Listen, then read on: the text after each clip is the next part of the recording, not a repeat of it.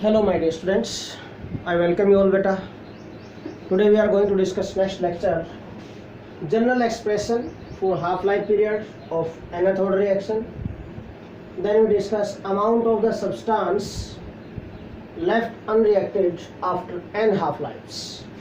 n half-life period के बाद कितनी अमाउंट लेफ्ट अनरिएक्टेड रहेगी किसी भी सब्सटेंस की। तो ये दो पॉइंट डिस्कस करने हैं, दो टॉपिक्स डिस्कस करने हैं हमें आज के लेक्चर में। तो फर्स्ट ऑफ ऑल बेटा general expression for half life period of nth order reaction. First of all we are going to discuss this बेटा, general expression for half life period of nth order, किसी भी order की reaction है उसके लिए general expression क्या होगा। For zero order reaction अगर हम रिमाइंड करें थोड़ा सा बेटा, for zero order reaction T half क्या था। टी हाफ हमने कहा था कि T half is directly proportional to A naught, initial concentration of reactants. If you remember बेटा, T half is directly proportional to A naught. किसके लिए था? फॉर जीरो ऑर्डर रिएक्शन के लिए। ए नॉट अपॉन टू के था, two constant के constant था, directly proportional to A naught हो गया था। सिमिलरली बेटा for first order reaction T half क्या आया था आपका? T half is independent of initial concentration. Independent of initial concentration mean this is a naught raise to the power zero. ये हो गया इसका मीनिंग। यहाँ पर कुछ भी नहीं, इसका मतलब ए नॉट की पावर क्या है? वन। अब देखिए बेटा, जीरो ऑर्डर है तो A naught raise to the power one है। फर्स्ट ऑर्डर होगा तो A naught raise to the power zero हो गया। जीरो से फर्स्ट ऑर्डर पर चले, एक स्टेप आगे चले तो ऑर्डर जीरो हो गया। मीन वन में से वन सब्ट्रैक्ट करेंगे तभी तो जीरो आएगा। सिंपल सा पॉइंट है। क्या बोल रहा हूं मैं कि वन में से वन सब्ट्रैक्ट करेंगे तभी तो जीरो आएगा। सिमिलरली मीन वन में से वन सब्ट्रैक्ट किया, वन क्या था? Order of the reaction. One में से एन सब्ट्रैक्ट किया हमने, अगर जनरल हम डिस्कस करें तो यहाँ पर मीन इसी पॉइंट पर अगर हम चलें, सिमिलरली वी कैन राइट बेटा फॉर सेकेंड ऑर्डर रिएक्शन क्या हो जाएगा? T half is directly proportional to A naught raise to the power minus one हो जाएगा। ठीक है, इसमें से एक और माइनस वन सब्ट्रैक्ट कर दिया हमने। Therefore, in general, what we can write बेटा, in general, t half जो होगा, this is directly proportional to a naught raised to the power 1 minus n. ये आ गया बेटा। Okay, a naught raised to the power 1 minus n, बिल्कुल simple हो गया है। ठीक, दिस इज जनरल एक्सप्रेशन। और वी कैन राइट बेटा n माइनस वन की फॉर्म में लिखना चाहें तो व्हाट वी कैन राइट बेटा, अगर माइनस वन कॉमन ले लें इसमें से, t half is that is proportional to a naught raised to the power minus common ले लें तो n माइनस वन हो जाएगा। n is the order of the reaction. Okay, और x raised to the power minus one क्या होता है? that is nothing but 1 by x. और we can write this बेटा, t half is inversely proportional to हो गया a naught raised to the power n minus 1. this. so this is general expression और half life period of nth order reaction. या तो ये ले लो आप, और यू कैन कंसिडर दिस। ठीक है, दोनों ही ठीक है बेटा, सेम थिंग। ये बिल्कुल इजी एक्सप्रेशन है, जनरल एक्सप्रेशन हमने डिस्कस किया बेटा for half life period of nth order reaction. Now इसमें एक और पॉइंट हमें जो डिस्कस करना है यहाँ पर, amount of the substance left unreacted after n half lifes. n half life के बाद कितना अमाउंट बचेगा लेफ्ट अनरिएक्टेड। देखिए अब इस पॉइंट को डिस्कस करते हैं बेटा, सेकंड एक्सप्रेशन। तो देखिए कितने अमाउंट बचेगी, amount of the substance left unreacted after n half lifes. Okay, हमें डिस्कस करना है फर्स्ट हाफ लाइफ के बाद कितना। बिल्कुल इजी पॉइंट है, आप यू नो वेरी वेल बेटा, after first half life how much amount of the substance left unreacted? Initial की half A naught by two होता है। ठीक है, वहीं से हम जनरली कुछ जनरल एक्सप्रेशन बनाएंगे, amount of substance left unreacted after n half lifes. ये वाला एक्सप्रेशन हम करेंगे बेटा। तो first of all I am going to write amount of substance left after first half life और फर्स्ट हाफ लाइफ के बाद कितनी होती है बेटा, दैट इज A0/2। सिंपल सा पॉइंट अभी तक करते आए हैं। इनिशियल का हाफ रह जाएगा, amount of substance left and active that is nothing but A था, कंसंट्रेशन ऑफ ए हम करते थे, दैट इज A0/2। यही तो करते थे बेटा, सेम वही पॉइंट हमने लिखा है A0/2। अब similarly therefore we can write amount of substance left after second half life कितना हो जाएगा, इसका भी हाफ सेकेंड हाफ लाइफ के लिए बेटा, सेकेंड हाफ लाइफ पीरियड के लिए ये इनिशियल हो जाएगी, सेकेंड हाफ लाइफ के लिए जाएगा तो इसका हाफ हो जाएगा। इसका हाफ होने का मीनिंग 1/2 ऑफ A0/2, इसका 1/2 हो गया, and this becomes equal to A0/2⁻²। ये हो गया सिंपल। देखो अगर थोड़ा सा मैं जनरल रिलेशन बनाऊँ यहाँ पर बेटा, चलो एक और ले लेता हूँ, उसके बाद जनरल बनाऊंगा। Similarly amount of substance left and reacted after third half life, third half life के बाद कितना बनेगा, देखो that is third half life के लिए क्या होगा, जो सेकेंड हाफ लाइफ के बाद जो कंसंट्रेशन आई है उसका हाफ, वो इनिशियल कंसंट्रेशन हो जाएगी थर्ड हाफ लाइफ के लिए, इसका हाफ होगा, इसका हाफ मीन A0/2⁻² का हाफ होगा, और we can write this A0/2⁻3। देखो अब जनरल एक्सप्रेशन बना लेंगे हम यहाँ पर। फर्स्ट हाफ लाइफ के बाद क्या हुआ, it is nothing but we can write this A0/2 है, 2 है तो इसकी पावर 1 तो लिख ही सकते हैं हम, A0⁻1 या। सेकेंड हाफ लाइफ के बाद, फर्स्ट हाफ लाइफ के बाद क्या है, देखो first half life first 2⁻1, second half life के बाद A0/2⁻2, थर्ड हाफ लाइफ के बाद क्या आया A0/2⁻3। मीन जो हाफ लाइफ, जितने हाफ लाइफ के बाद उतने 2 की पावर उतनी कर देंगे हम। सिमिलरली वी कैन राइट बेटा, सिमिलरली क्या होगा, अमाउंट ऑफ सब्सटेंस, और देयरफॉर कर देते हैं, सिमिलरली तो चलता ही जा रहा है ये, ठीक है। देयरफॉर जनरल एक्सप्रेशन अब हम लिखने जा रहे हैं बेटा, therefore amount of substance left unreacted after n half lifes, कितना होगा बेटा, n हाफ लाइफ के बाद, सेकेंड हाफ लाइफ के बाद 2⁻2 बचा, A0/2⁻, third half life 2⁻3, n half life के बाद 2⁻n हो जाएगा, A0/2⁻n। बिल्कुल सिंपल एक्सप्रेशन बन गया बेटा।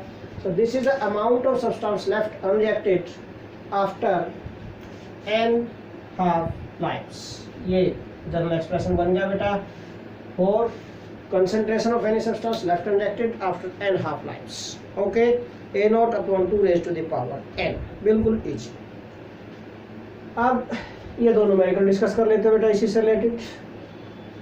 देखिए the rate constant of A first order reaction, कोई भी फर्स्ट ऑर्डर रिएक्शन है बेटा, इसका रेट कांस्टेंट हमें डिस्कस करना है, कैलकुलेट करना है। Okay, the rate constant of a first order reaction is 60 second inverse। कोई फर्स्ट ऑर्डर रिएक्शन है, उसका जो रेट कांस्टेंट है that is 60 second inverse. First order reaction है, रेट कांस्टेंट सेकंड इनवर्स ही होते हैं, बिल्कुल सही बोल रहा है ये। Okay, 60 second inverse, question number 1। के की वैल्यू दे दी है फर्स्ट ऑर्डर रिएक्शन के लिए 60 सेकंड इनवर्स, रेट कांस्टेंट आपको दे दिया बेटा। How much time will it take, time पूछा गया है to reduce the initial concentration of the reactant to its 1/16 value. 1/16 value तक रिड्यूस होने में कितना टाइम लेगी ये रिएक्शन। ओके, तो बेटा 1/16 वैल्यू के लिए जाना है आपको। Mean if initial concentration is A0, A0 is initial concentration है, अगर अज्यूम कर लेते हैं कि A0 is initial concentration, then A क्या होगा, व्हाट इज A? A क्या बोल रहा है हमसे, जब टाइम पूछा गया है ये वो टाइम पूछा गया है जब जो concentration of reactants left unreacted है, या फिर हम बोले कि जो कंसंट्रेशन ऑफ रिएक्टेंट्स जो A naught initial concentration it is reduce to 1/16 value. किसका? इनिशियल का तो 1/16 जाएगी, ये खुद का तो जाएगी 1/16। मीन ए क्या होगा? A is nothing but A naught upon 16। इसका 1/16 हो गया, 1/16 ऑफ ए नॉट। तो फाइनल कंसंट्रेशन बन जाएगी at time T A naught upon 16। ठीक है, ओके। तो देयरफॉर रेट कांस्टेंट के का फॉर्मूला लिखो फर्स्ट ऑर्डर रिएक्शन के लिए। For first order reaction rate constant k equal to क्या होता है? 2.303 upon T into log of A naught upon A. ये करते हैं हम फॉर्मूला। हमें टाइम कैलकुलेट करना तो थोड़ा रीअरेंज कर देते हैं। टी को हम यहाँ पर ले जाएंगे, के हम यहाँ पर डिनोमिनेटर में ले आएंगे बेटा। This T and this becomes के, ये बन गया। पुट द वैल्यूज 2.303 अपॉन के की वैल्यू क्या है? 60 log of A naught upon A की वैल्यू है ए नॉट अपॉन 16 ऊपर आ गया बेटा। ए नॉट से ए नॉट कैंसिल हो गया, लॉग 16 आ गया। 2.303 अपॉन 60 इंटू लॉग ऑफ 16 और 2.303 अपॉन 60 इंटू लॉग 16 को 4 raised to power 4 4 4 16 होता है, ओके। और 2 raised to power 8 भी लिख सकते हैं हम। We can write this log of 4 raised to the power 4 4 4 जा 16।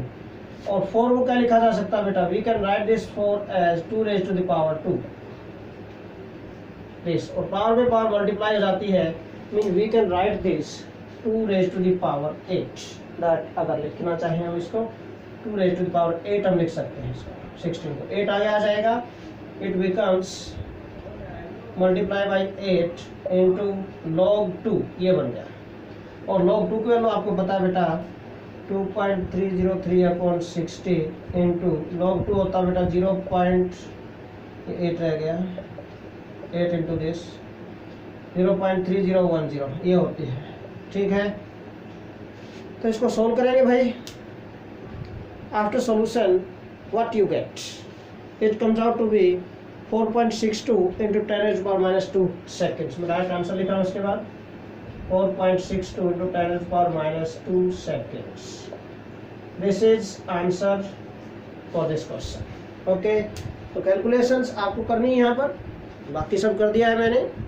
इजी है बिल्कुल न्यूमेरिकल, अगर आप ध्यान से करेंगे तो कोई प्रॉब्लम वाली बात नहीं आएगी। बट एक और पॉइंट, कई बार बच्चा जनरल एक्सप्रेशन लेना चाहता है इसके, तो जनरल एक्सप्रेशन भी हम यहाँ पर दे सकते हैं।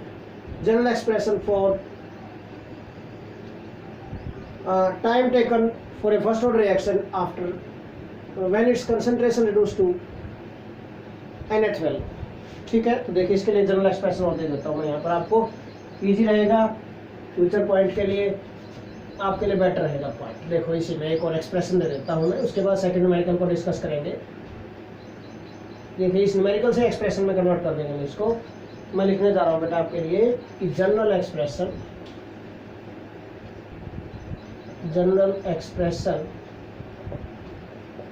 For time taken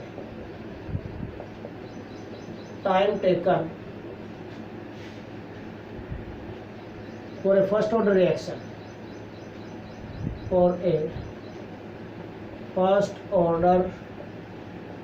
reaction when when concentration of reactants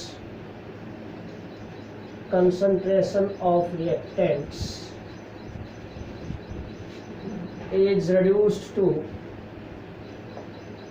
its one और reduced to its nth fraction, ये बोल देते हैं reduced to its nth fraction। nth fraction वो कोई भी हो सकती है। अभी हमने कहा कि 1/16 था, ठीक है, 1/8 आ जाए। nth fraction is reduced to its nth fraction। क्या बनेगा इसके लिए एक्सप्रेशन? देखो वी नो बेटा टी इज इक्वल टू क्या होता है 2.33 upon k into log of A naught upon a for first order reaction के लिए. This is expression for time taken for first order reaction. ठीक है. नाउ nth फ्रैक्शन तक क्या if its concentration is reduce to, और first order reaction के लिए when concentration of reactant is reduce to its nth fraction, mean हम इसमें put करेंगे if A naught is initial concentration है देन ए क्या आएगा, A is reduce to its nth fraction. nth fraction mean A naught divided by n, ये हो गया nth fraction. इसकी nth फ्रैक्शन पे रिड्यूस हो गई है. nth फ्रैक्शन ये n हमने लिया है फॉर nth फ्रैक्शन के लिए. ठीक है ना. Mean A naught upon A naught by n, ये होगा दिस इज अपॉन के. देखो ये बन गया, यहां से बन जाएगा डेरिवेशन. बिल्कुल इजी. जनरल एक्सप्रेशन आप माइंड में रख सकते हैं. फिर किसी भी ऑर्डर के लिए हम कर सकते हैं, किसी भी फ्रैक्शन के लिए कर सकते हैं. 2.303 upon k log of A naught upon ये n आ गया. This comes out to be n. और याद है बेटा this is upon k and this is log of n. t is equal to this is time taken for a first order reaction when its concentration is reduced to nth fraction of its initial value, है ना. तो अभी हमने कहा था कि reduce to its 1/16th value. Mean fraction क्या है, nth का वैल्यू क्या है 16th वैल्यू, 16th फ्रैक्शन तक रिड्यूस हो गई. ओके. 1/8 कहेंगे तो 8th फ्रैक्शन तक, मीन n की वैल्यू 8 हो जाएगी. 1/4 कहेंगे तो मीन 4th फ्रैक्शन तक रिड्यूस होगी, मीन n की वैल्यू 4 हो जाएगी. इस टाइप से आप किसी फ्रैक्शन के लिए कैलकुलेट कर सकते हैं. बिल्कुल easy direct formula. Okay. You can keep this formula in your mind, okay, for such type of numericals. Direct formula मैंने बता दिया आपको. Now second numerical we are going to discuss बेटा. The half life period for a first order reaction to reduce for a first order reaction is 60 minutes. half life period दे दिया आपको 60 minutes given है बेटा. Okay. Now what percentage will be left after 240 minutes? 240 minutes के लिए कितनी percentage बचेगी, ये आपसे पूछा गया. ओके. देखिए हमने जो सेकंड फॉर्मूला डिस्कस किया था यहाँ पर, amount of substance left unreacted after n half life periods, इससे रिलेटेड है ये. ठीक है. हम पहले इसने पूछा कितनी परसेंटेज बचेगी, हम पहले अमाउंट तो कैलकुलेट करें कि कितनी बचेगी. परसेंटेज तो बाद में 100 से मल्टीप्लाई कर देंगे उसको, है ना. जितने अमाउंट बचेगी उसको 100 से मल्टीप्लाई कर देंगे, परसेंटेज में आ जाएगी. तो first of all you have to calculate how much amount of the reactants left unreacted after n half lifes. ये कैलकुलेट करना पड़ेगा इसके लिए.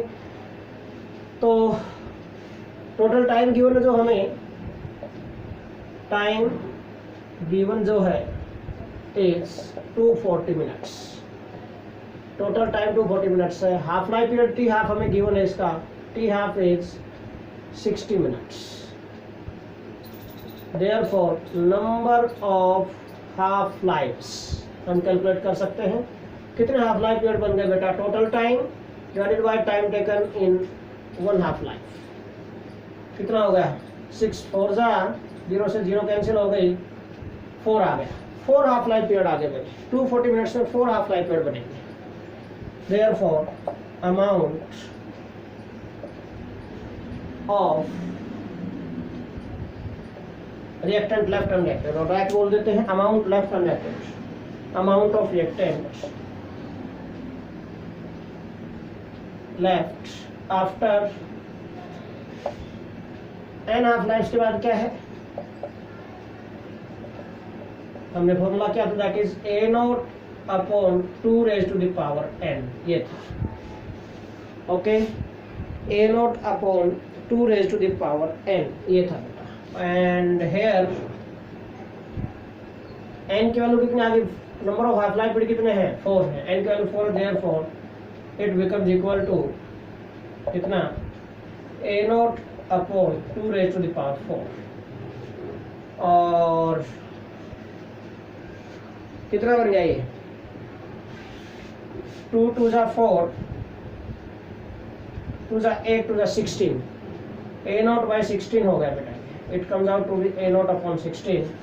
इसको डिवाइड करेंगे हम ए नॉट अपॉन 16 को, मीन 1 को 16 से डिवाइड करेंगे, इट कम्स आउट टू बेटा 0.0625 टाइम्स ऑफ ए नॉट, ये आ जाएगा। और अगर परसेंटेज में निकालनी है, परसेंटेज